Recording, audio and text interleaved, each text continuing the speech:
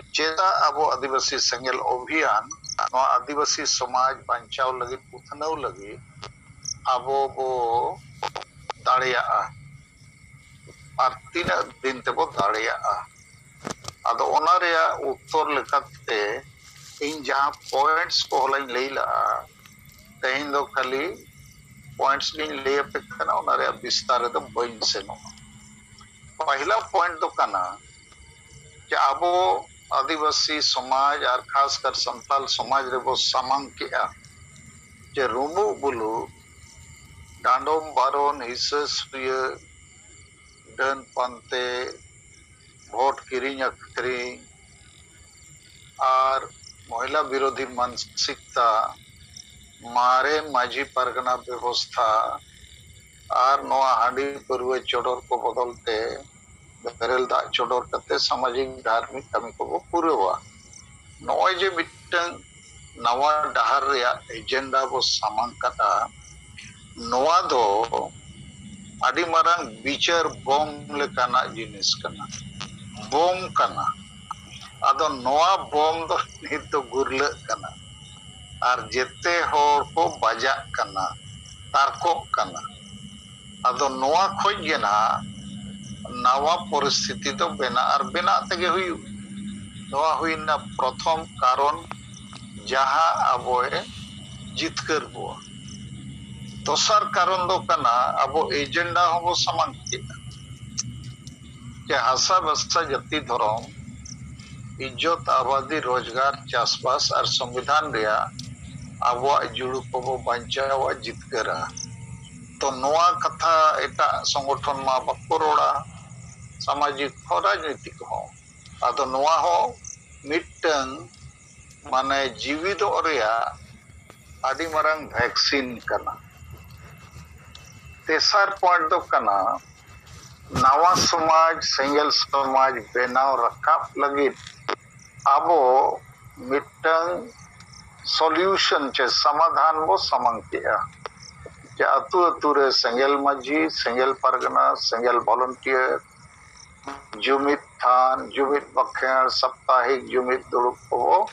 हुआ तो नोआ दो एकदम जहां बिल्डिंग रिकंस्ट्रक्शन रिया फाउंडेशन बनाव रकाब रिया आदि केटे इट अब वो सामांग किया समाधान लिखते नंबर 4 अबो ठेन आदि पुष्टव नीति चे आइडियोलॉजी चे विचार धारा मेना चे मारे उयहर मारे डहार वो बगिया नवा उयहर नवा डहार वो अपनारा और होड़ जुमित जोग भोट जुमित समान जीत कर चे हुंडे जुड़ अदो नोय जे नीति वो सदर किया नोआ रेगे नॉन पॉलिटिकल को तो चाबाय रे कथा मेना अदो नीति चे विचार को ये क्रांति दो बिना रकाबा और नेक्स्ट पॉइंट दो इन नोइन लई किया चे भारत जकात चे धरती जकात आदिवासी चे संताल को तला रे दो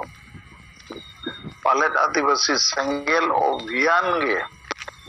नौकाना पोस्टमार्टम करते बेसर बड़ी जे सला बचाव करते समाज रे सदर किया और एटा को दो कोनो मोनो मतलब बनुआ ओनाते कई कई ते होड़ अबो से हिजु गया को उपाय उनको ठेन बनुआ कारण उपाय हो खाली खाली ते गुजु पाए सनाया खाली खाली ते डांडो मोचो बारोन ओचो के डन लई ओचो के कोचलोन अन्याय अत्याचार तो बाय साहाव सनाया अदो विकल्प बाय टाइम खान चेते चिकाया अदो अबो ने विकल्प बो सामान किया आरहो मिटन पॉइंट जे भारत और धरती जकात रिन आदिवासी और खासकर संताल अबो नवा संदेश वो एमा को कना जे झारखंड दिसम दो आदिवासी को गाड़ कना नो गाड़ वो भाषा ओचो के मने गोटा धरती रेगे आदिवासी संताल दो आर बांचा रे दो हर बनुगा बांचा माने हासा बसा जाति धर्म इज्जत सला बांचा सेता लेका दो बांचाव दाड़िया मानवा लेका दो बाम बांचा अदो नोय नोआ को कारण तेगे अबो वो जितका समाज बांचाव को उथनव दाड़िया आर नोआ कमी दो 30 जून 2021 को 30 जून 2022 ते अबो पूरा दाड़िया अबो यदि सिंह कुरुमुटु कते बो कमिया कारण दो विचार ते दो अबो बो जितकरेना अबो समांग रे ना जेएमएम ठेन विचार मेना ना जेएमएम रिन बी टीम असे का महालार चिली चिली को XYZ ओकोय ठेन हो विचार बनुआ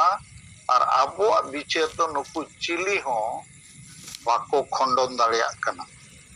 लॉजिकली बाको अपोज दाड़िया कना ओना तेगे बड़ायो कना चे नुकु दबो विचार ते दबो पडु पुटुर के पो आदो नित तो तेहेजा गलमराव थोड़ा पे समांग रे दो सनइन कना एहोब्रिन मेला चे कंसोलिडेशन और क्वांटिफिकेशन नो दो चेक कना कंसोलिडेशन माने इंग्लिश ते ओना रे अबो भाषा रे अर्थ दो जहान जिनिस सामटाव केटेज में जैसे बिल्डिंग बनाओ लगी ईटे हो लगती है गिटी हो सिरमिट हो गितिल हो और मड़े को जेते जिनिस एम सामटाव ठीक लेखान ओना नक्शा रेम दोहो लेखान बिल्डिंग बना और जदि ओना को बाम सामटावा नक्शा हो तम ठीक बनुआ रोड में इनखान बिल्डिंग दो बाय बना ईटे मिड सेट गिटी मिड सेट गितिल मिड सेट सिरमिट मिड सेट मड़े धरी मिड सेट आंडे नाडे के चित्र को ओनागे कंसोलिडेशन और क्वांटिफिकेशन माने तीना बिल्डिंग एम बनाओ किया ओना संख्या लई में जे मिड दिन ते बारेया ले बनाओ किया मिड हार्ट ते गेल गोटे ओना कना क्वांटिफिकेशन तो आदो अबो नेत आदिवासी संगल अभियान रे आयुरिया और कमिया को थे नो बारिया जिनिस रे थोड़ा बहो रे ख्याल दोहे दरकार जे अबो आदिवासी समाज नवा बिल्डिंग नवा समाज नवा सिंगल मजी नवा सिंगल परिवार को नवा सिंगल वॉलंटियर बेनाव रखा कमी रे मेना हुआ चेदा चे मारेना समाज दो गोचन लेकागे गुलाम लेकागे मेना ओना ओड़ा रे ताहन दो मुश्किल गया दा जरोआ सितुंग दिन दा दिन ओडे ताहन रे अवस्था बनुआ आदो इना खान तीना बिल्डिंग बो बनावे तीना दिन रे तीना बिल्डिंग नोआ अबो समाज समाज रे लई इदी हुआ नोआ लई लेन खान समाज मिटंग पतियो बढ़ा आत्मविश्वास बढ़ा रस्क बढ़ा और अडिगान होड़ दो नोआ ताना रगे मेना कोआ जे नुकु बिल्डिंग तीना को बनावेया तीना अतुरे संगल मजी को नियुक्त केत कोआ तीना परिवार संगल मजी सला को जोड़ावेना और तीना संगल वॉलंटियर को बनाव केत कोआ तीना अतुरे रविवार के रविवार साप्ताहिक अतु दुरुब हुयुग कना और तीना जगह रे जुमित थान को बनावेना इत्यादि आदो नोआ अबो तीना केटे सही को लहाया इन ले पे कनाई अबो समाज रे प्राय 90% होड़ दो बिल्कुल को बच गया उनको दो जहां से दा लिंगिना उनते के को लिंगिन लेकान देवनारायण मुर्मू लेट के आ गोज हाकु लेकान को कना को दा लिंगिन से के को लिंगिना आदो उनको 90% दो जखन को नेल जामाया जते गे संगल माजी संगल परिवार संगल वॉलंटियर से को ताड़ा में आ इचु अको आदो नोआ गे कंसोलिडेशन और क्वांटिफिकेशन दो तो नोआ जिनिस आपे को थोड़ा आयुरिया को नोआ विशेष ध्यान एम पे और ओना हिसाब तेगे नित दो नोंका उयहर मा प्रतिदिन अबो tina building bo benawe'a ona habi sapra dorkar mane tina sengel maji bo benawet koa tina sengel poribar bo benaw idi ado zonal level re jila level re block level re abo ona level te abe thoda bichar ehop pe mane time pass kami re do banu koa jahan pe na kaj te huyuga bange kaj te do bai huyuga building do kaj te do bai benaw huyama ona re time schedule benaw huyama ke nuna raw material hai kena nina labor mistri ar supervisor bo lagaw kat ko kan building do mid din re nina china bena dorkar to onkana planning thos planning kate abo kami reset bolaha noa re tesar point inya noa lay ria ke abo tina din marang in metak tahan jete block re block head ar block प्रभारी नियुक्त ko pe jahay abo noa nawa kami hora sab kami re ko goro a ar unku sala abo zonal head ko ar jila head ko block head ko kati sampork re tahan dorkar ado noa thoda nyel ma noa re चौथा point दो no mention है कि आबो ने जहां लेकना कमी बो साब आका नो दो ओत खोज दो चितान दो बाय रखा चितान खोज लतार से नो सलखान मुर्मू चितान रे अपे आयुरिया लेका दायित्व रे मेनाया इनखान इया ड्यूटी कना चे 5 राज रे चित को हुयु कना 5 राज बाहर रे हो चित को हुयु कना थोड़ा ओना खबर जानकारी हताव कते संपर्क बनाव कते उनको गड़वा को दरकार बुद्धि विचार ते हो ताकि आको लतार से डार हो ओना कथा को सेटेरा आदो नोआ मेन रे उद्देश्य दो पोनोत रिन सभापति को आसारे जोनल हेड को आसारे जीएट को ब्लॉक हेड को आपे को चितान रे ठीक एक्टिव खान पे लतार रे होड़ को एक्टिव और आपे के पे जापित का खंदो लतार से नोर को जापिदा कारण आदिवासी दो बंगाली बिहारी उड़िया लेका अबो दो आदि एक्टिव होड़ दो बो बांग करना आदिवासी दो बो गड़िया गया नो कथा दो आपे विचार दो है पे ओलो पढ़ा रहे को गड़िया गया चासपास रहे को गड़िया गया बिजनेस व्यापार मा बाको दाड़िया बिजनेस व्यापार बांग दाड़िया रे कारण दो बोहो बनु आबो ती जंगा के मेना अदो ती जंगा ते दो चासपास केम दाड़िया आर बंखान सेंद्रा कारका चे डांगरी गुपी मेरम गुपी सुकरी गुपी इने को गेम गानो तो आबो आलोबो जीर मा थका मा गड़िया मा ओना लगित ते आबो नेता कोगे आबो मिटंग कामी होरा रेया कैरेक्टर ओना बदल हुयु दरकार 5 नंबर नो जूम मीटिंग मिटंग पार्लियामेंट कना आबो लगित समाज सुसर लगी उथनाव लगी आदो नोआरे संगे संगे होड़ दिन के को शामिलो मा उनका कुरुमुटु आबो से ताहन मा ताकि कथा को अंजम मा पिक्चर को एम मा इन खान किते आबो पतियो आरहो केटेजो नेक्स्ट नियधाव 21 जुलाई 2021 रे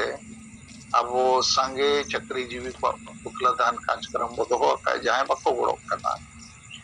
आदो ओना लगी नो सपड़ा मा ओना सला ते नियधाव 21 जुलाई मणांग कम से कम 2 दिन मणांग मिड हाट मणांग चक्री जीवी जहां को गड़ो कना उनको सराव रे कार्यक्रम जगह जगह रे होय पे सोशल मीडिया रे फोटो आते ओना उछन पे और खबर कागज करे हो ओना न्यूज बनाव करते उछन पे ताकि समाज रे होड़ को पढ़ाई मा आदिवासी संगेल अभियान दो गोड़ो को माला आराव करते सरावेट को है और बांग गोड़ो को जेरेट करते बेरेट को रेया कमी हो रहा है सब। नेक्स्ट पॉइंट नॉय अपेया गालमराव कोते ठीके कना जे जेएमएम पार्टी और आज सला हामुद अकान बी टीम को नुकु दो सरीगे अब समाज गोवज कमी रे 40 साल खज मेना कोआ 50 साल खज मेना को बो मेना सेका तो गुरु गमके गे मेना ओटला और गुरु गमके हो नॉन पॉलिटिकल गे पले दे लियत कोआ और ओनागे को चालू का माझी महल को ओनागे अनोलिया को और चाकरी जीवी को तो नुकु दो अब समाज गोवज कमी रेगे माने सेंगेल रे सुनुम को दुगना अदो नुकु खिलाफ रे विचार करते न्याय दपल दबांगे विचार करते जे JMM plus Shibu Soren plus B team versus Salkhan Murmu ASA नवा कथा दो चर्चा रे राकाब दरकार ताकि साधारण हर को बुझो मा जे समाज बंचाओ फुटबॉल टीम दो नवा करना और समाज गोवज फुटबॉल टीम दो नवा करना यूथ फुटबॉल टीम और मार्शल फुटबॉल टीम और मुचेत कथा दो इनसेट खोज तहन जेखा जे आबो जेते सिंगल अभियान दिन आयुरिया और कार्यकर्ता कोगे अपना अपनी अतुरे सिंगल मजी बिना हुईबा मित परिवार खोजे मित और खोजे नवा कमी तो लहा हुईबो एन रे हो आबो नवा कमी बो जीत कर दाड़िया नवा दो प्रमाणित ना नोए आबो जहां सारस कोणा अतुरे जामगढ़िया अतुरे बिना हाड़ी पर्वते बापला हो हुई किया और जामगढ़िया अतुरे घटना बो बढ़ाए किया अशोक कुमार मुर्मू ते परिवार मोड़े बया उनको दो को डांडोम लेट को बारन लेट को और उनको मिटंग कोंडेल न्यापम बापला हुई रिया मामला रे हो जामगुडिया अतुरेन माझी मोने हर दो बिल्कुल बको शुरू रिया को लिया को जे आपे दोले बर्ड कट्टे बाटोना कट्टे डांडो कट्टे और आपे सला दोले कोनो लेना देना बा तो उनको अबो आदिवासी संगेल अभियान सला को संपर्क किया अबो गोड़ो को खोज किया तायम अबो से खोज नारायण मुर्मू आयुरते और बाकी अबोरेन संगेल आयुरियल को गोड़ोते उनको परिवार खोजे मित हर सेंगेल माझी हो को नियुक्त के दिया और सेंगेल बपलाइन मेना बिना हांडी पर्वते पेरल दा के को हुई किया नॉय 22 जून 2021 साल अदो मिटन परिवार के पूरा अतु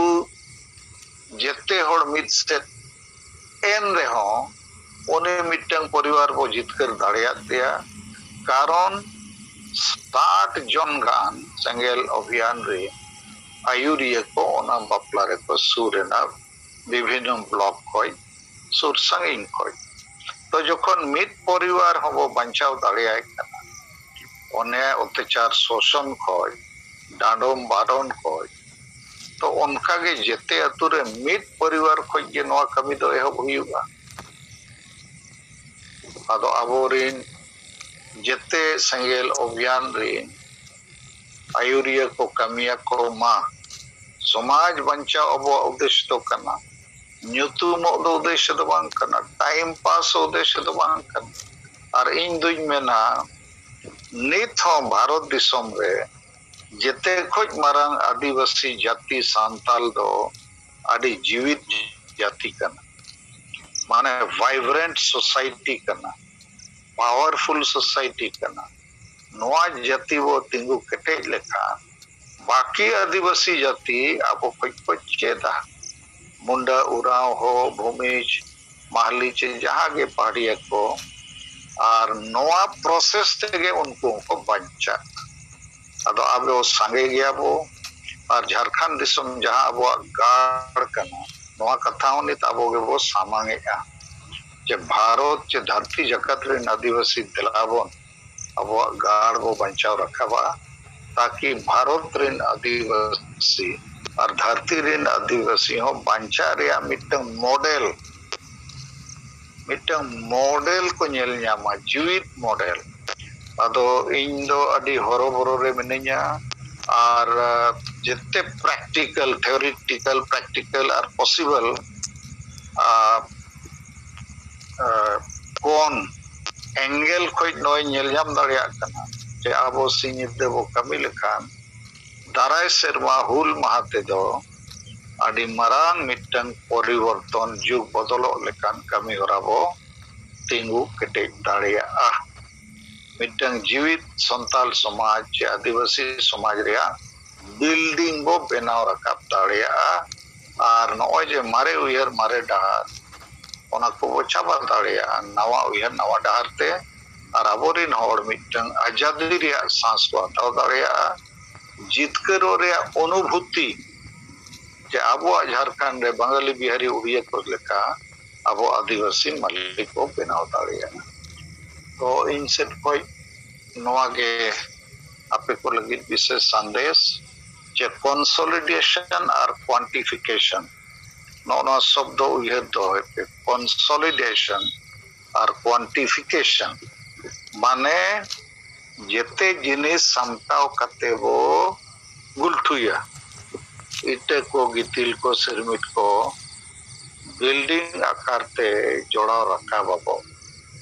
और क्वांटिफिकेशन माने संख्या जे प्रतिदिन तीन बिल्डिंग को बनावे